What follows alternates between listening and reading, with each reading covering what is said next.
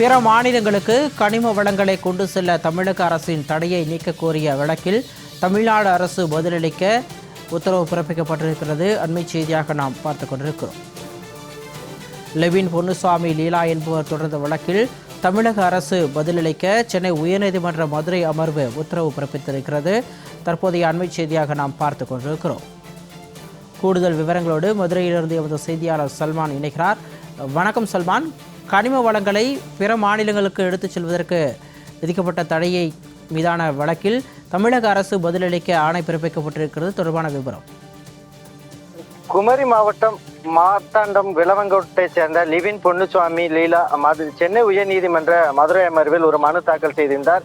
அந்த மனுவில் பிற மாநிலங்களுக்கு கனிம வளங்களை கொண்டு செல்ல 3 மாதங்களுக்கு தற்காலிக தடை விதித்த அரசின் உத்தரவால் லாரிகளில் கனிமங்களை உரிய அனுமதியுடன் கேரளாவிற்கு கொண்டு செல்பவர்கள் வேலையிலிருந்து சிரமத்திற்கு ஆளாகியுள்ளனர். எனவே பிற மாநிலங்களுக்கு கருங்கல், ஜல்லி, எம்சாண்ட் உள்ளிட்ட கனிமங்களை கொண்டு செல்ல 3 மாதங்களுக்கு தடை விதித்த கனிம வள இயக்குநரின் உத்தரவை ரத்து செய்ய வேண்டும் என அந்த மனுவில் குறிப்பிட்டிருந்தார்.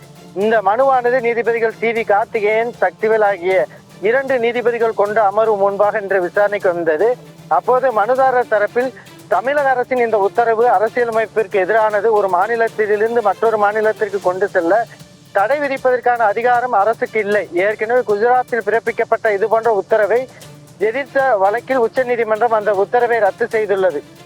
அதோடு சட்டவிரோத குவாரிகள் தொடர்பாக அரசு நடவடிக்கை எடுக்கலாம். ஆனால் முறையாக அரசிடம் பெற்ற குவாரியில் இருந்து எடுக்கப்பட்ட மணலை கொண்டு செல்லவும் இந்த தடை விதிக்கப்பட்டுள்ளது ஏற்கத்தக்கது அல்ல என தெரிவிக்கப்பட்டது. அதற்கு அரசு தரப்பில் வாதாடிய வழக்கறிஞர்கள் கனிம வளங்களின் பயன்பாடு மற்றும் விற்பனையை முறைப்படுத்தும் நோக்கிலேயே இந்த உத்தரவு பிறப்பிக்கப்பட்டுள்ளது.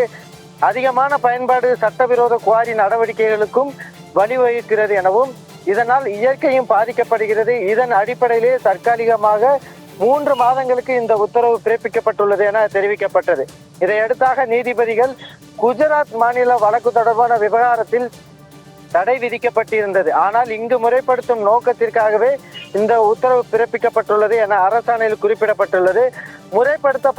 முறைப்படுத்த அரசுக்கு அதிகாரம் உள்ளது.